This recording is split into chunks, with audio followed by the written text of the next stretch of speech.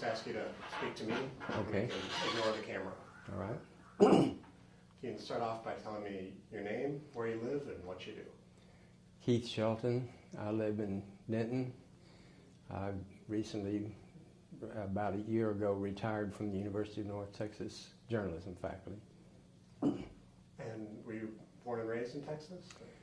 I was born in Oklahoma, lived in Oklahoma until I went away to college, and have lived in Texas ever since, except for time in the Army. So what made you come to Texas?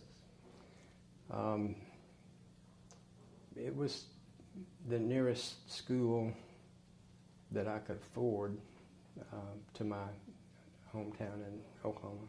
And what do you think of Texas in general? Well, I've lived in Texas now more than I lived in Oklahoma, so I'm really a Texan. And I particularly enjoy Denton. We've lived in Denton over 30 years, and it's a great city. And so what, besides teaching journalism, what have you done? I worked on newspapers for 23 years. I taught for 23 years. Just coincidence that they were both the same. Are you very familiar with the history of Dealey Plaza? Was it something that came up? Just having worked in Dallas for 6 years at the Times Herald, and being aware of it, basically. Do you have any impressions of G.B. Dealey? Anything that was pretty negative. Why is that? He was very conservative, and the Dallas Morning News was extremely conservative. So, and Dealey built the newspaper, and it was a great newspaper in a lot of ways, but I thought he and the paper were too conservative.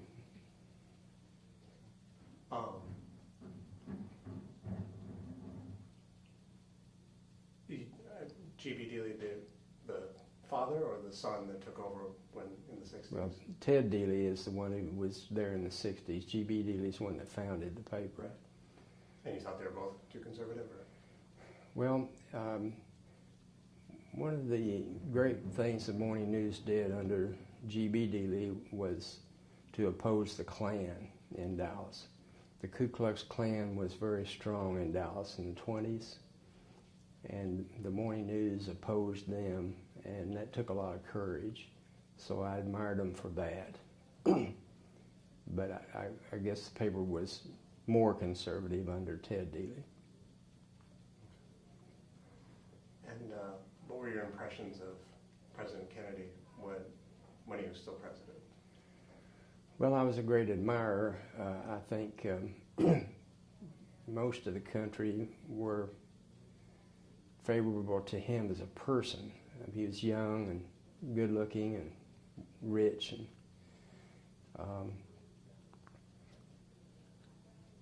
politically, of course, there were a lot of people opposed to his politics. He was too liberal for a lot of people,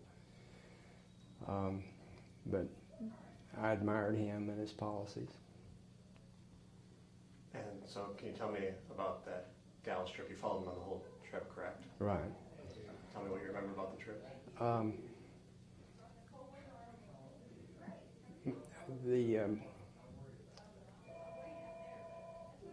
A little bit of background on the trip. It was just before the '64 election, about the same relationship to the '64 election as we are now to the '04 election. So the campaign had sort of started. Kennedy's re-election was far from certain. He had a lot of opposition. He had not had very much success with Congress. There had been the Bay of Pigs fiasco and the missile crisis with Cuba and so forth. Kennedy wanted to come to Texas because Texas was a key state. always is, because it has so many electoral votes. Barry Goldwater was going to be his opponent, Republican nominee, and he was very conservative. Kennedy wanted to come to San Antonio, Houston, Fort Worth, and Dallas. San Antonio had a large Latin American population who were Catholics. It had a large military population, and military people tend to vote for the commander-in-chief, whoever it is. Houston was a sort of a capital of Protestantism. Baptists were very strong, and one of the issues with Kennedy had been his Catholicism. He was the first Catholic elected president. Seems very odd now, but at the time there was opposition to having a Catholic president because his loyalty would be to the Pope and not to the Constitution. So that issue was still around, and he wanted to go to Houston to address that issue. He wanted to come to Fort Worth and Dallas. Fort Worth was pretty strongly Democratic, and he wanted to shore up support there. Dallas was very much Goldwater territory. Goldwater was very popular in Dallas. Dallas was extremely conservative. Dallas had the only Republican congressman in Texas, and that congressman was very much for Goldwater and very conservative. Dallas leadership didn't want him to come at all. But they were not really in a position to tell the president he couldn't come.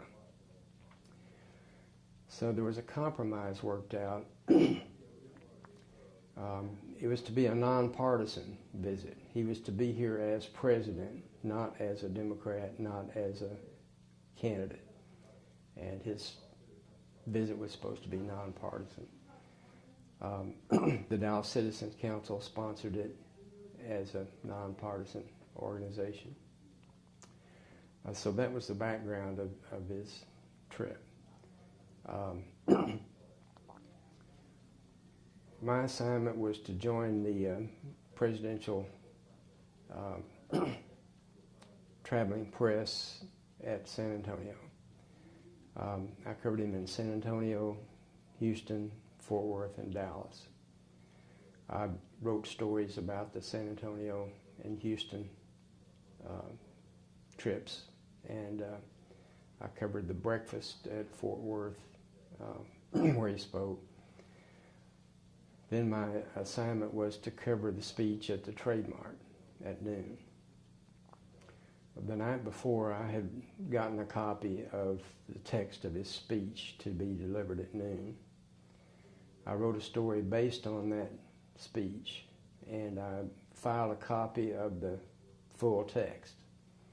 Those were set in type and ready to go in the paper. Our main edition had about an 11:30 deadline, but we were going to hold up that 3-star until he started speaking. So as soon as he started speaking at the Trade Mart, we would release that 3-star edition, which had my story in it about the speech and the text of the speech. Well, obviously he never started, so that edition never got printed.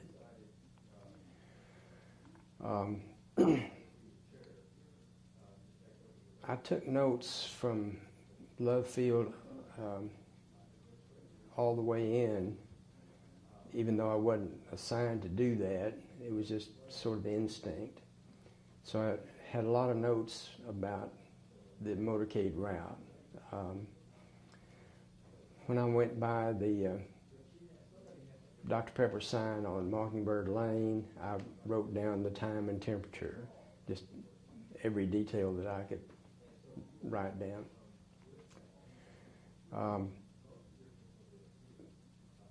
When the president was shot,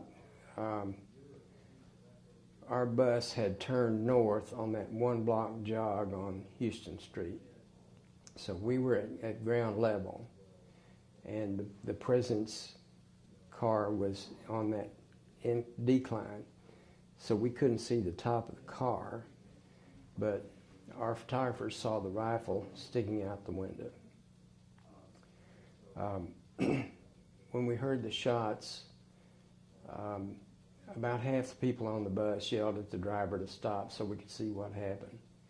The other half were yelling at him to chase the president. It was a moot point because the police wouldn't let us stop. So we went to the Trade Mart where he was supposed to be going. And when we got there and he wasn't there, we realized that he probably had been hit. Later it was determined that the president's car, by the time it hit 35E, was going 90 miles an hour. They got out of there fast. The Secret Service rehearses going to the hospital whenever there's a motorcade. Any place along the route, they know how to get to the nearest hospital. That's just part of their preparations. So they knew where Parkland was, they knew how to get there. When I got to the Trade Mart, the place was full of people waiting to eat lunch, and my wife was in the audience. We kind of thundered through the place where they were set up for lunch, and at the back there were some telephones set up for the press, but for some reason you couldn't make a local call on them. They were all long distance, which didn't make any sense. But I went to the mezzanine and went in the first office that I came to. The secretary was talking on the phone. As diplomatically as I could, I took the phone away from her and hung it up and called the office. My assignment then was to cover what happened at the Trade Mart. First, there was an announcement that the president had been delayed, and then there was an announcement that the president had been hit, and then later on, an announcement he was dead. There were a few people in the audience who had little portable radios, so some of them knew that he had been hit, and there was a discussion in the audience and people clustering around these little radios. The head of the Ministers Association gave a prayer. The mayor said a few words. The head of the Citizens Council said a few words, and then everybody left. I noticed that the presidential seal had been on the lectern where the president was to speak, and suddenly it was gone. The Secret Service took it. I later found out that they took some of the food to be tested to see if it was poison. The Secret Service was extremely nervous. Since I've been traveling with them, I recognize some of the Secret Service people, and they recognize me. But trying to go from where I was to the back, I was blocked. They were sealing off that area. So then I went back downtown to the office and turned in what I had at the Trade Mart. My next assignment was to interview Bob Jackson, our photographer who was on the bus. and I wrote a story with his byline saying, I saw the rifle sticking out the window. And that ran with his name on it. Then I interviewed the motorcycle officer on Kennedy's left. Part of Kennedy's head had splattered on his uniform. I didn't write that, but I interviewed him and did a story with his byline saying I was on Kennedy's left and so forth. So that's what I did the day of the assassination. He was on the front left or the? He's on the front left.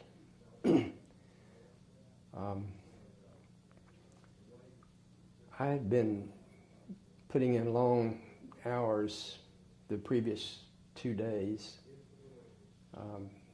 When you're covering a president like that, your day is about 20 hours long because you get up early and put out your luggage and you work all day and all night and then right into the early morning hours. So I had a sinus infection and I had a fever. So about 11 o'clock they sent me home and I was to come back at 5 o'clock the next day. That Saturday I did miscellaneous things. I was asked to write a story about the political implications of the assassination and having a Texan as president, which was kind of foolish. Nobody knew. But I did a story and what I said pretty much turned out to be correct. Sunday I was supposed to be off, and I was supposed to come in at 5 o'clock on the Monday morning after that. Well, as soon as Ruby shot Oswald, everybody went back to work. I called the office, and at that point they thought Oswald had been turned over to the sheriff. They thought he was the sheriff's prisoner. So my assignment was to go ask the sheriff how he let his prisoner get shot, which wasn't a fun assignment. The sheriff was Bill Decker, who was a legendary Texas sheriff, had been sheriff for many years, sort of made up the rules as he went along. And I wasn't anxious to go ask him how he let his prisoner get shot. As soon as I got to the sheriff's office, he immediately let me know it wasn't his prisoner. So for about 45 minutes, he showed me what the security precautions were at the sheriff's office. Once Oswald arrived there, they had these different security plans, and he showed me exactly what they would have done had he gotten down there. So then I went back to the office, and we were trying to put together a profile of Jack Ruby. Who was he? Nobody. Well, we all knew Ruby because he pestered everybody at the newspapers to get publicity for his nightclub. And he was just old Jack. Well, we didn't know his background. His background was in Chicago and Detroit. He had been kind of a labor goon, beating up pickets and things like that. So my job was to make contact with a newspaper in Chicago, and we swapped information about every 30 minutes or so. I would call them and give them everything we found in Dallas about Ruby, and they gave us everything they found in Detroit and Chicago about Ruby. Somehow they got the Wayne County clerk in Detroit to open up on Sunday and give them records. So we were putting together a pretty good profile of Ruby. After that, we all did miscellaneous things. I've been asked who wrote the story, who covered the story.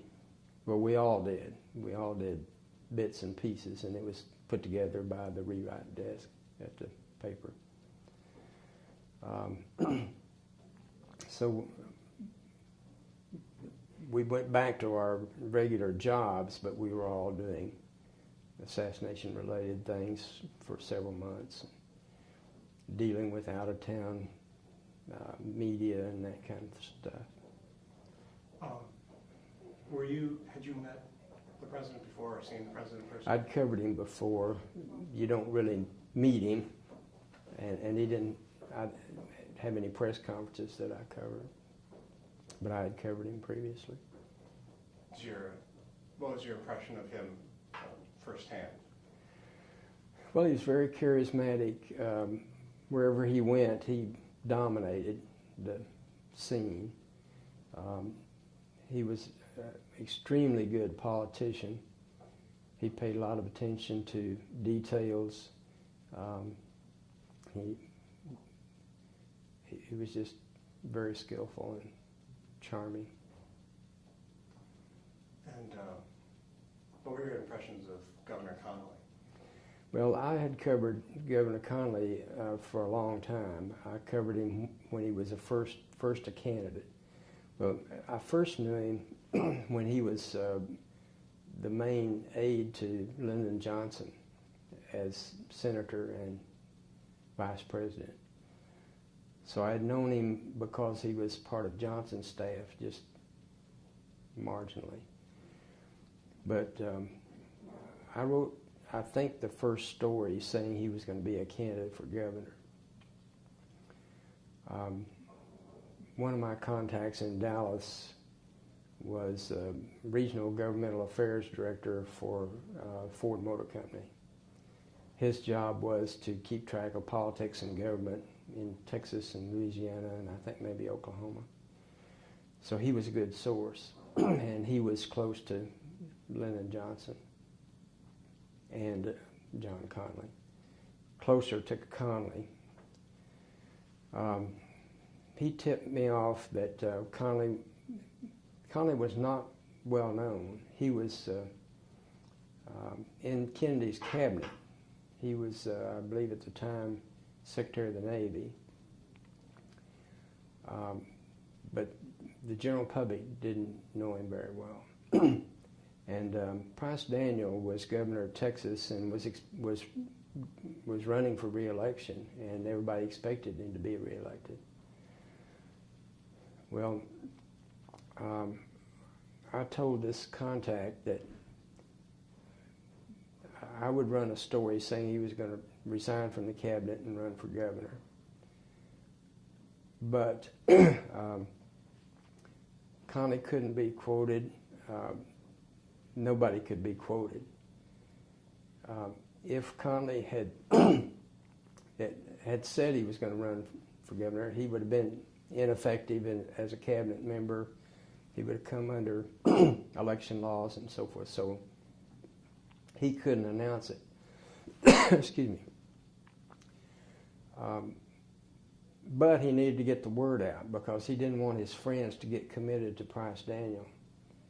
And he didn't want anybody to run for governor in the primary not knowing that he was going to run. If they knew he was going to run, they wouldn't run. So he needed to get the word out. So I told this contact that I would run the story and I would take responsibility for it if he would go to Connolly and get him to say he would do it. It was not a trial balloon or anything. He was really going to do it. Then I would run the story. He talked to Connolly, Connolly agreed, and I ran the story. And the story said, excuse me, Treasury Secretary John Connolly plans to resign from the cabinet and run for governor of Texas. The Times-Herald has learned.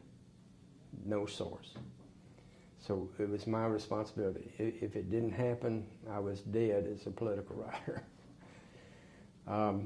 This was about September, I think. And be 60, I guess it would be 61 maybe.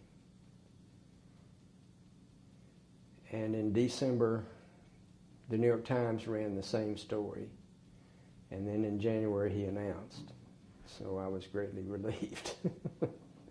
But I had known John and Nellie a long time. After the assassination, I covered Connally in Parkland when he was a patient there. And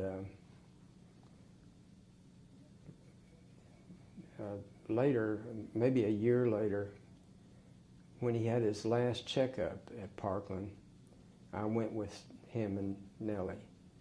And I was the only reporter with him when he went through. And the doctors showed him step by step where he was and what they did. And they showed him on a mock-up where the bullet went. He almost died. He was hurt a lot worse than most people realized. And in fact, the wound eventually killed him years later. But he died of pneumonia related to a lung problem. The bullet went through his lungs, one of his lungs. Never completely healed, right? No.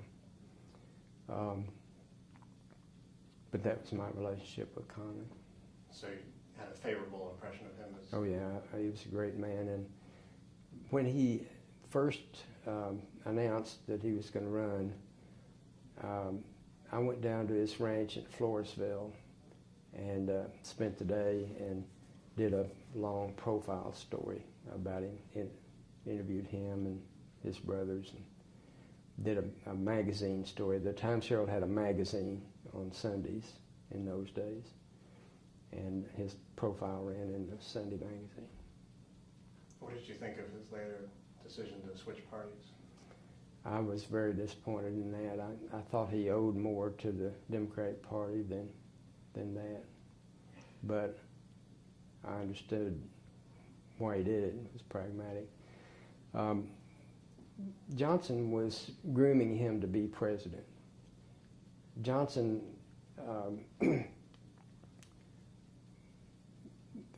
wanted to be president when Kennedy was... Well, he ran for president against Kennedy. Johnson felt that he really couldn't make it as president. He couldn't get elected. So he was grooming Connally to run for president. And he was in the cabinet. He, governor of Texas, and was eventually going to run for president after Kennedy's terms ended.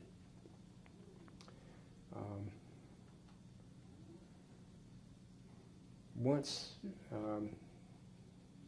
Johnson became president, it was obvious that Connally couldn't be elected because, after 2 terms, presumably 2 terms of Johnson, or 1 and apart, or 2 maybe, the country wasn't going to elect another Texan, another Southerner. So his presidential hopes were crushed. And so how was it pragmatic for him to switch parties? Well, he was still active in politics, and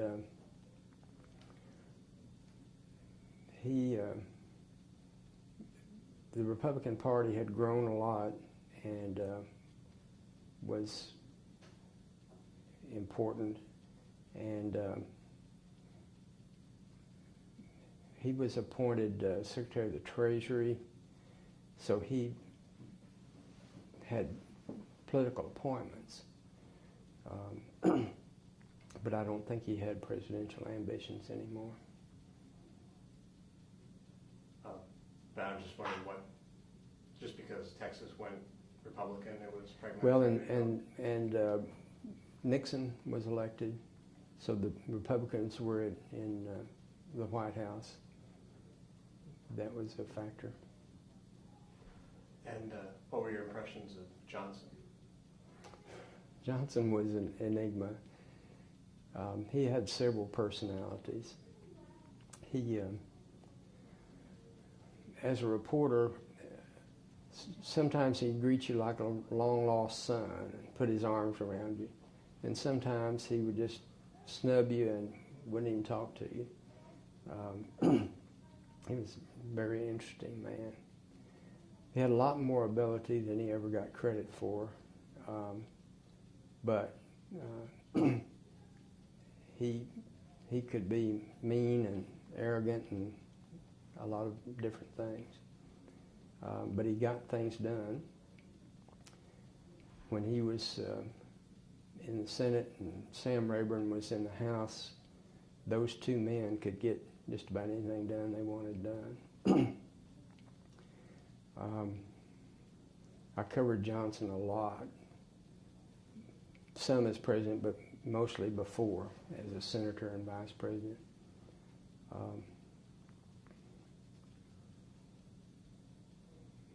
I got a letter from him once thanking me for a story I did about a Pakistani camel driver, which was a weird story. Johnson, as vice president, was in Pakistan on some kind of a diplomatic trip. And no matter where he was, Johnson acted like he was running for justice of the peace. He was always politicking, always shaking hands. As president, vice president, senator, whatever, he was always running.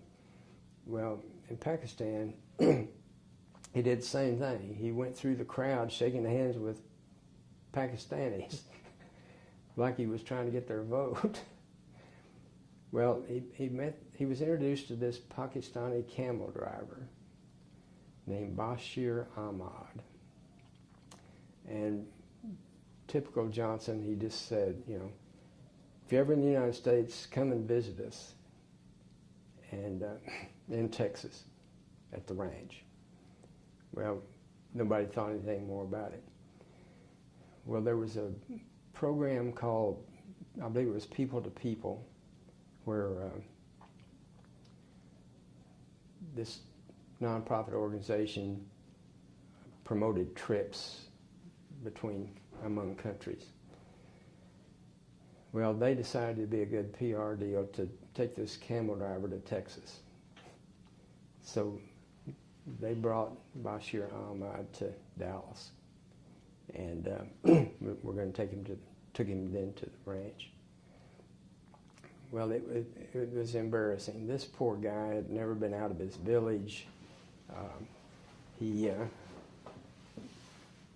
was illiterate in any language.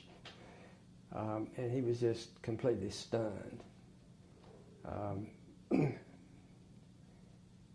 This village where he was poverty-stricken. They took him to a supermarket to show him all the plentiful foods and so forth. Well, a lot of the stories kind of made fun of the guy, and I didn't. I wrote it straight. And they gave him a pickup. And he didn't know anything about pickups or didn't know how to drive. So he traded his pickup when he got back home. He traded it for another camel. Well, after that story ran, I got a letter from Johnson and thanked me for treating the story seriously, not making fun of the guy. But there were a lot of different times that I covered Johnson, and they were pretty interesting. Were you surprised by his decision not to run again? No, because of the war. He really couldn't do anything about the war in Vietnam, and the country was against the war, so I think he did the right thing.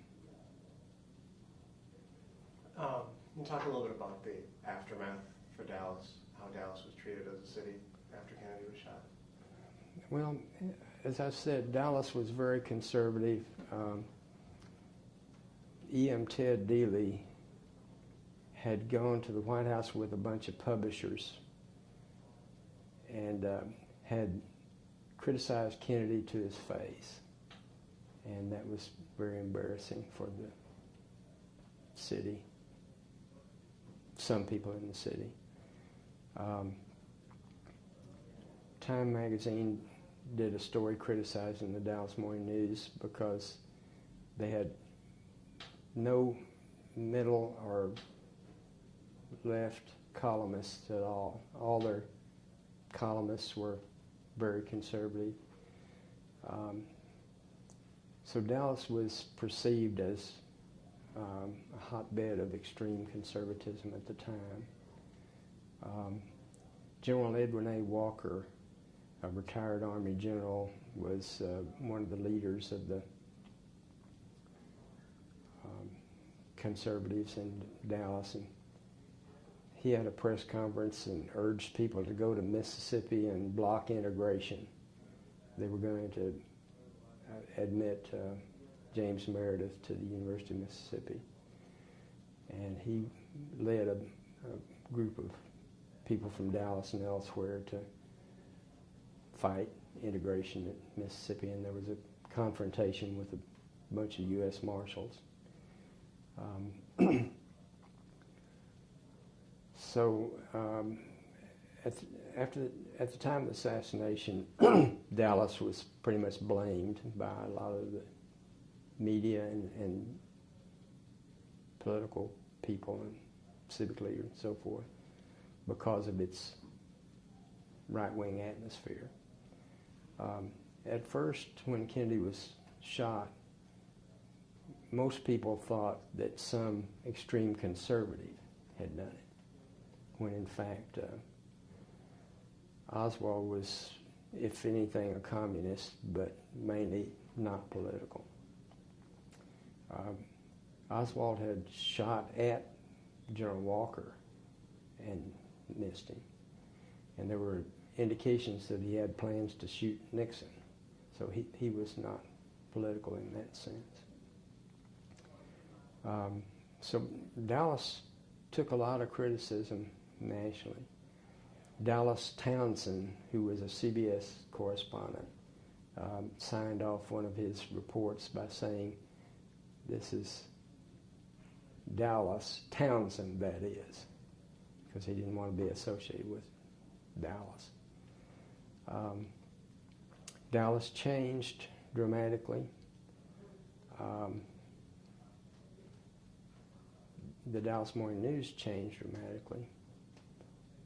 They added some columnists who were not so far to the right. Their editorial position moderated some.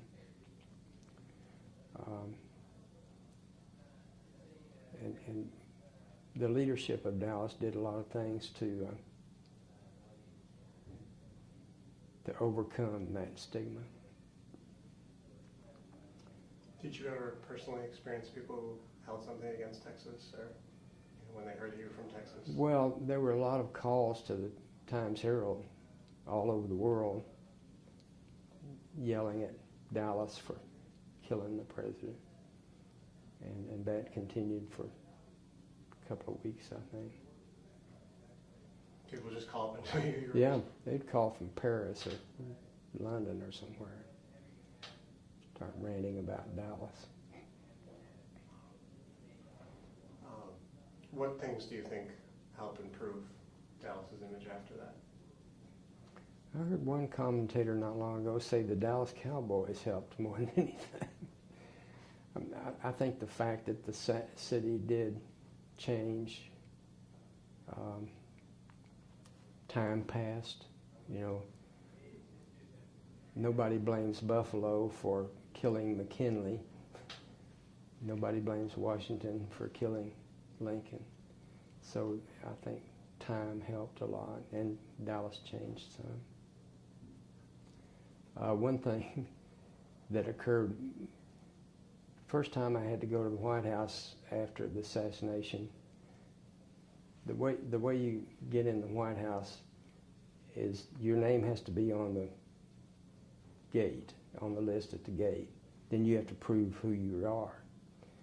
Well, the only this is before Texas driver's license had pictures on them. The only picture ID I had was Dallas Police Department. Well, this sergeant on the gate, these White House guards are all Secret Service. This sergeant on the gate that checked my identification had a very distinct Boston accent. He had been a Kennedy appointee, and he saw that Dallas Police Department press card. He checked me out pretty good. But that's all the picture ID I had. I had a press card, but it didn't have a picture. What do you think of the Kennedy Memorial they put in '71? I liked it. I thought it was appropriate and dignified. I've been disappointed in the maintenance of it. It's not been well kept. But I thought it was appropriate. And what do you think of the sixth floor museum? Well, I'm impressed. I did an oral history for them, and I gave them a lot of my memorabilia. You know, when you travel with the president, you get a tag that says "Trip of the President" and all of that. And my invitation to the luncheon and some of those things. And I think they've done a very good job. Why do you think it took so long to get that museum built? Well, for one thing, I think for a long time Dallas didn't want to remember it that much. And it was a question of money, too. Somebody had to pay for it. And the federal government wasn't interested. And I think it was money more than anything. Had to have somebody come up with the money and the interest to do it. So when you go through Dallas today, if you go through Dealey Plaza, does it strike you in any particular way? Or? No, because I lived there 6 years and went by there all the time, so it really wasn't any different. Sometimes I notice the tourists around, but I really don't think about it much. Are you surprised at all how much the tourists are investigating this spot? A little bit, but they visit Ford's Theater in Washington, and it's a historical place, so I'm not too surprised. What do you think about the conspiracy peddlers? I really get angry about that. I think a lot of people have made up stuff to sell books, and I just don't think that's right.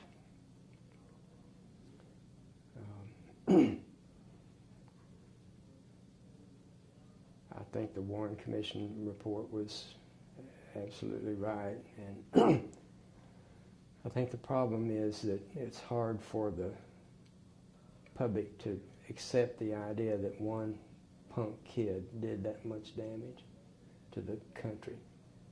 So there's got to be more to it, and there just isn't. I think his relationship with Marina and his mother drove him to want to get some attention any way he could. He didn't care who he shot or how he got attention. And so what convinces you that the Warren Commission was right? What in your experience? Well, the lack of any solid evidence to the contrary. I mean, after 40 years, if there was a conspiracy, it would have become unraveled by now, or long ago. Plus the fact that all the reporters in Dallas and a lot of from outside of Dallas investigated for years trying to find something.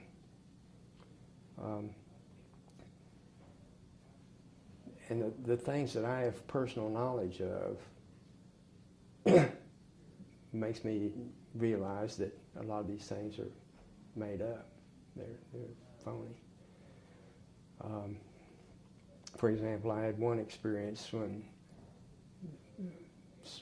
some years later, I started getting phone calls one evening from all over. What had happened was Penn Jones from Midlothian, who was one of the conspiracy authors, had a new book, and he had a press conference in New York. And one of his statements was that staff members of the Times-Herald knew the truth, but weren't allowed to print it. And they insisted on a name, who are you talking about? And he gave them my name. So I was getting all these calls from everywhere. What do you know that you couldn't print? Well, it was a lie. I mean, we all printed everything we could find and that would check out. And Hugh Ainsworth has probably done more investigation of the assassination than anybody alive. He's now with the Washington Times.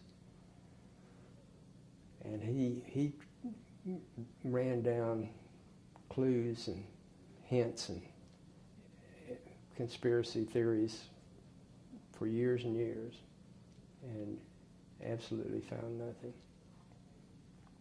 Just check my time.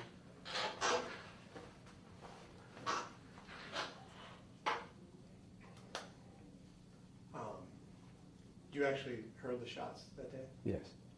Can you tell me what? Well, one of the problems is we were at ground level on that one block jog north, and we could see the top of the building and hear where the shots came from. Down in the canyon, the shots reverberated, so it sounded like more than three, and it sounded like more than one direction. And I think that contributed a lot to the conspiracy theories. People down in that canyon heard more than three shots. They heard them coming from different directions because they were reverberating. But up at ground level, we didn't have that reverberation. And so I don't imagine you ever went over to the Conspiracy Museum. No, I'm not sure where it is even.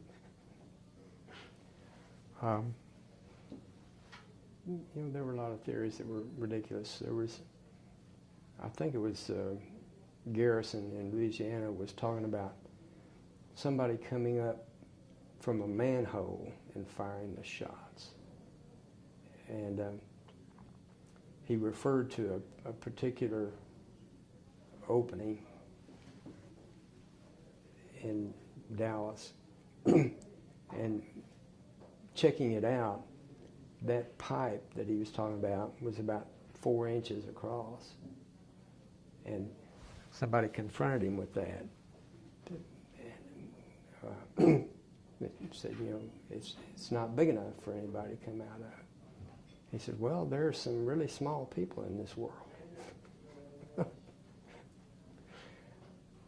I'm not sure about the 4 inches, but it was something really small. And, there are a lot of things like that that just you can verify, but mostly there are what ifs. Could it have been? Well, you can make up anything possible. But the day of the assassination, we had a lot of trouble sorting out what was fact from fiction. And we put out 4 or 5 editions as fast as we could, and there was very little, if any, that got in the paper that didn't check out as accurate. But, there were people that said they saw the Secret Service exchange fire with somebody. There are people who said they saw Lyndon Johnson get killed. People hallucinated, and there were all kinds of weird things floating around. So checking things out and making sure they were accurate was a major part of the job. Do you think that people are still going to continue to come to Dealey Plaza 50 years from now, 100 years from now? Probably so. People still go to Ford's Theater. it's just a part of American history and always will be. I'm glad they preserved the building. There were plans to tear it down several times, but I think it's a landmark. Was it kind of an organized effort to try to get rid of the building? Well, it's just nobody wanted it. It was the Texas School Book Depository. That was a warehouse district. Dealey Plaza wasn't in the best part of town. I mean, that was a warehouse, and all around that was long before the West End was developed. And the only thing down there was railroad spurs and warehouses.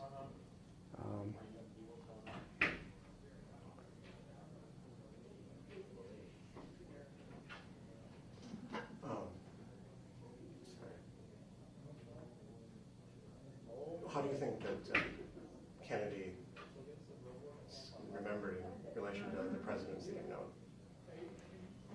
Well, it's ironical because he had a lot of good programs, but couldn't get them through Congress. He'll be remembered, I think, for the Peace Corps and some other things that he did accomplish. His foreign relations were memorable. You know, his speech in Berlin, Ich bin ein Berliner. He'll be remembered for those things and the start of the space program. A lot of the things that he tried to do, Johnson was able to get done. Civil Rights Bill is the main one. Kennedy could never have gotten the Civil Rights Bill through Congress. But Johnson, being a Southerner, capitalizing on the sympathy involved in the assassination, was able to get the Civil Rights Bill passed and a lot of other things passed that were part of Kennedy's program, but Kennedy couldn't get done. So what do you think, how do you think things would have gone if he wouldn't have been shot in Dallas? Well, it would have been interesting. I think he would have done something about the Vietnam War. He would have either escalated it or he would have ended it. And I don't know which he would have done. I think he would have changed the military organization. I think he would have changed the commanders and the strategy. But what he would have done about Vietnam is uncertain. I don't think he would have let it drag out and ruin him the way it did Johnson.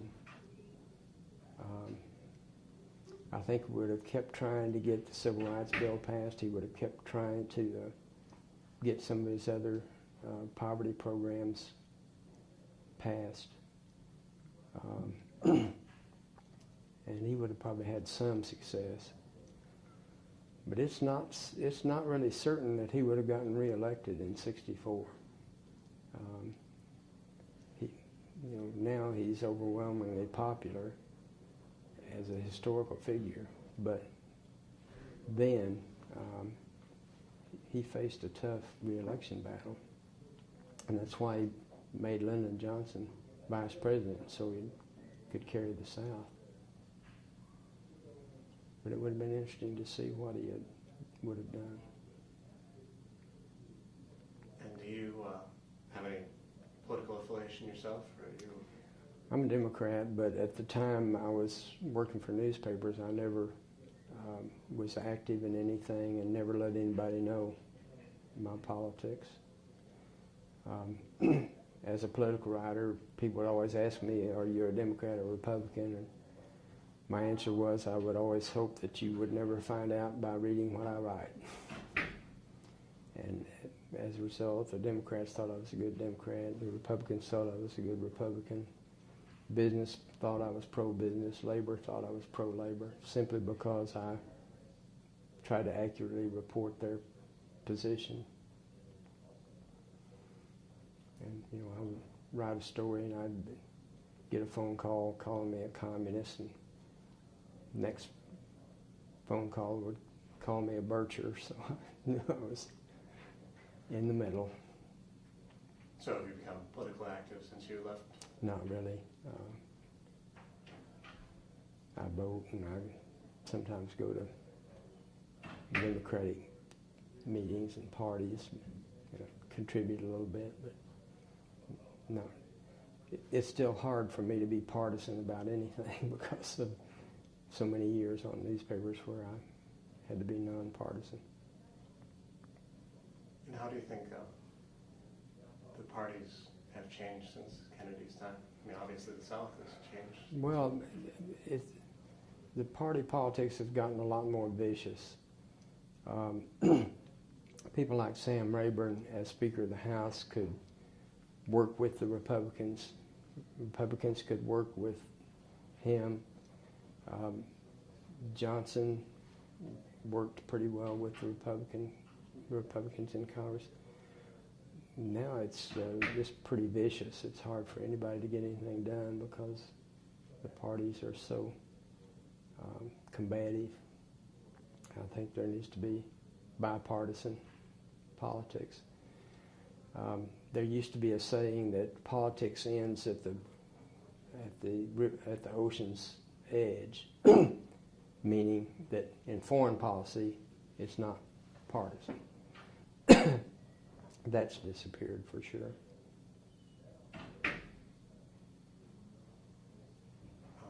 Is there anything that I've neglected to ask you that you think? I think you pretty well covered it.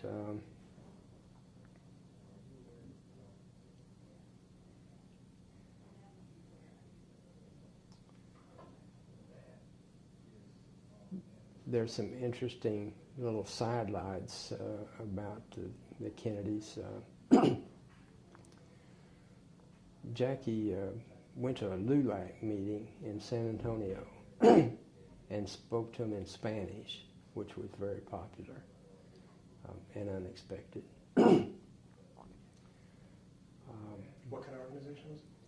The League of United Latin American Citizens, LULAC, the Hispanic organization.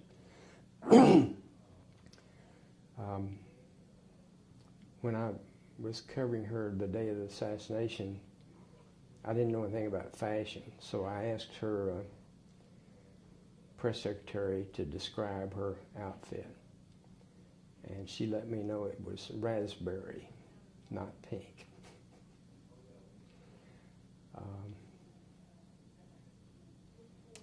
I was covering Kennedy and Johnson on an earlier visit when they were down at what was going to be the Space Center.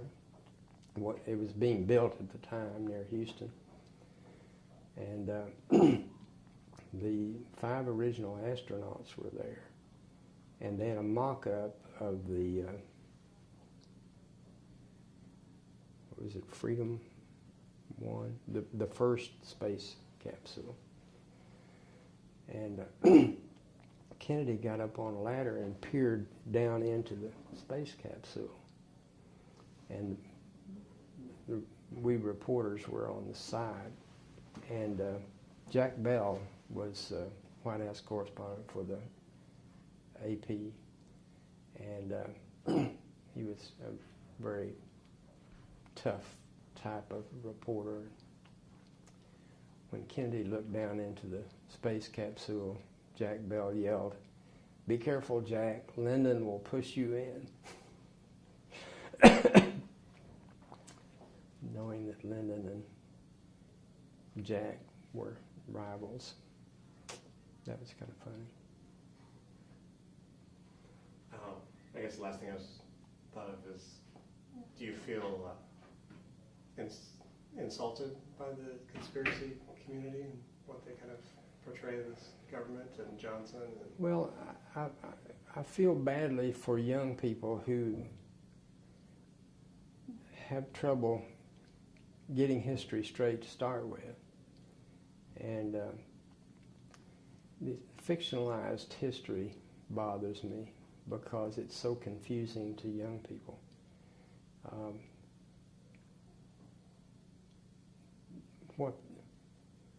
What they are learning about Kennedy and those years is minimal in the school, I think. You don't get a lot of that more recent history. But they get a lot of this conspiracy stuff and fictionalized history. So I'm concerned about that. Like the JFK movie? Especially the JFK movie, which was pure fiction and was apparently entertaining as history, but it wasn't history. And it must be very confusing to young people. So you didn't watch it? No. But I read a lot about it.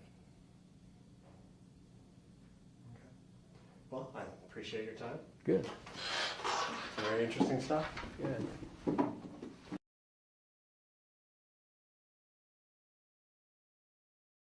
Go and the missile crisis with Cuba and so forth. Kennedy wanted to come to Texas because Texas was a key state. Always is, because it has so many electoral votes. Barry Goldwater was going to be his opponent, Republican nominee, and he was very conservative. Kennedy wanted to come to San Antonio, Houston, Fort Worth, and Dallas. San Antonio had a large Latin American population who were Catholics.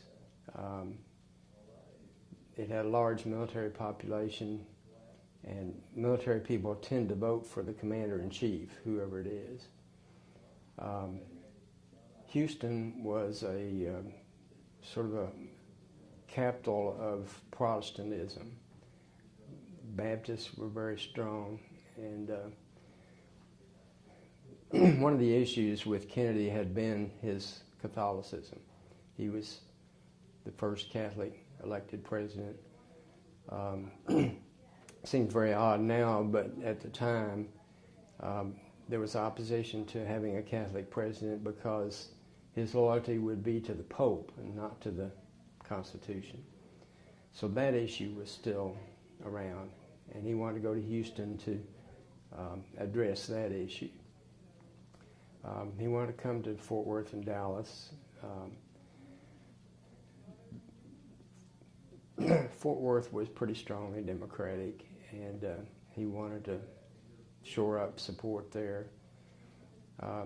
Dallas was very much Goldwater territory. Goldwater was very popular in Dallas. Dallas was extremely conservative. Dallas had the only Republican congressman in Texas, and that congressman was very much for Goldwater and very conservative. Dallas leadership didn't want him to come, even though I wasn't assigned to do that. It was just sort of instinct. So I had a lot of notes about the motorcade route. When I went by the Dr. Pepper sign on Mockingbird Lane, I wrote down the time and temperature, just every detail that I could write down.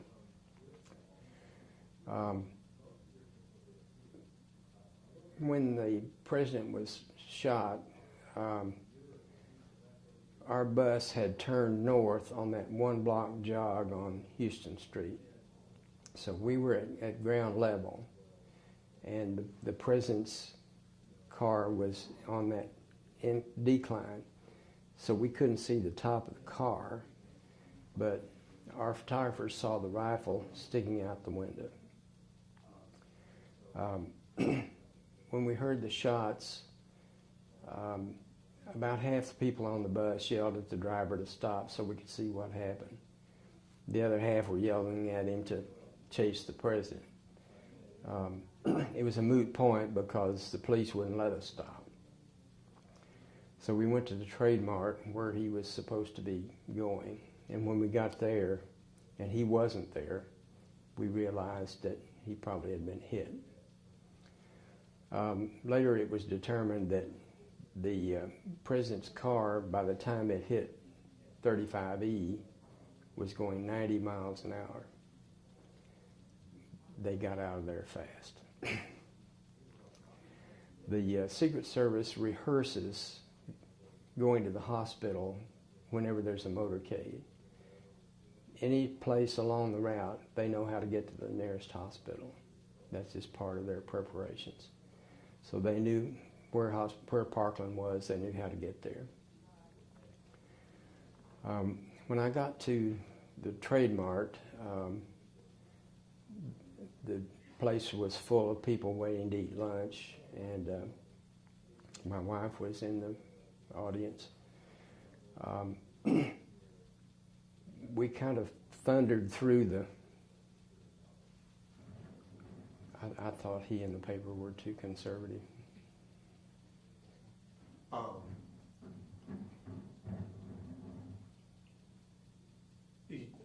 G.B. Dealey, the father or the son that took over when in the 60s? Well, Ted Dealey is the one who was there in the 60s. G.B. Dealey's the one that founded the paper. Right. And you thought they were both too conservative? Or? Well, one of the great things the Morning News did under G.B. Dealey was to oppose the Klan in Dallas. The Ku Klux Klan was very strong in Dallas in the 20s, and the Morning News opposed them, and that took a lot of courage. So I admired them for that. But I guess the paper was more conservative under Ted Dealey. And what were your impressions of President Kennedy when he was still president? Well, I was a great admirer. I think most of the country were favorable to him as a person. He was young and good-looking and rich, and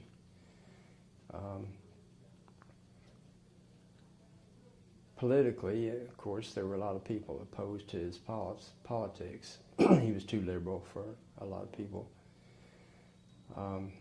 But I admired him and his policies. And so can you tell me about that Dallas trip? You followed him on the whole trip, correct? Right. Tell me what you remember about the trip.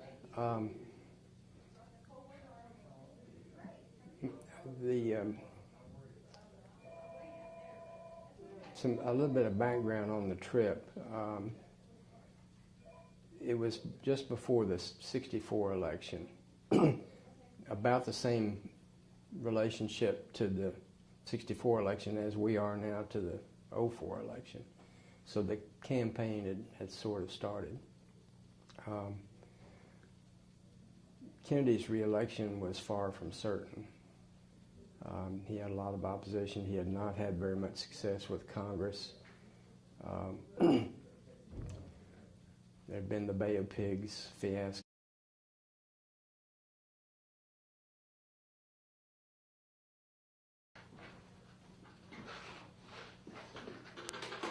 All right, so I'll just ask you to speak to me. Okay. You can ignore the camera. All right. You can start off by telling me your name, where you live, and what you do. Keith Shelton. I live in Denton. I recently, about a year ago, retired from the University of North Texas journalism faculty. And were you born and raised in Texas? I was born in Oklahoma, lived in Oklahoma until I went away to college, and have lived in Texas ever since, except for time in the Army. So what made you come to Texas? It was the nearest school that I could afford to my hometown in Oklahoma. And what do you think of Texas in general? Well, like it here. I've lived in Texas now more than I lived in Oklahoma, so I'm really a Texan.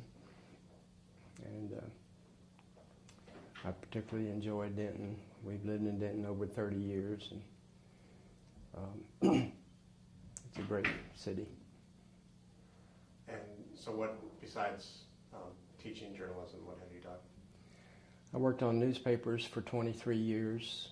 I taught for 23 years. Just coincidence that they were both the same.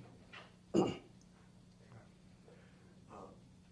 you very familiar with the history of Dealey Plaza? Was it something that came up?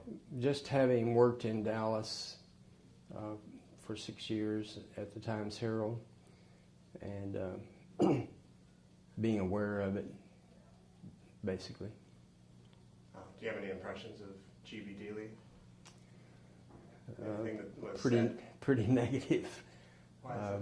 He was very conservative, and the Dallas Morning News was extremely conservative.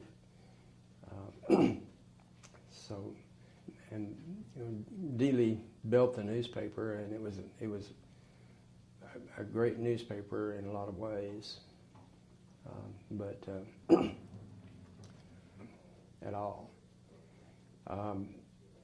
But they were not really in a position to tell the president he couldn't come.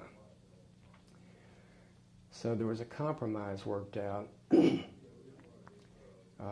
was to be a nonpartisan visit. He was to be here as president, not as a Democrat, not as a candidate. And his visit was supposed to be nonpartisan. The Dallas Citizens Council sponsored it as a nonpartisan organization. So that was the background of his trip. My assignment was to join the presidential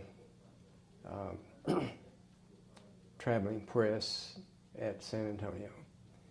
I covered him in San Antonio, Houston, Fort Worth, and Dallas. I wrote stories about the San Antonio and Houston trips, and I covered the breakfast at Fort Worth where he spoke. Then my assignment was to cover the speech at the Trade Mart at noon. The night before, I had gotten a copy of the text of his speech to be delivered at noon.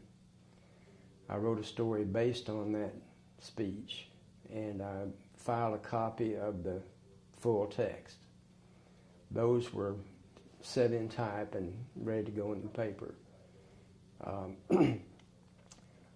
Our main edition had about an 11:30 deadline, but we were going to hold up that 3-star until he started speaking.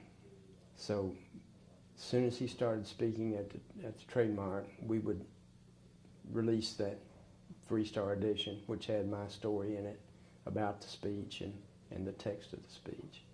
Well, obviously he never started, so that edition never got printed.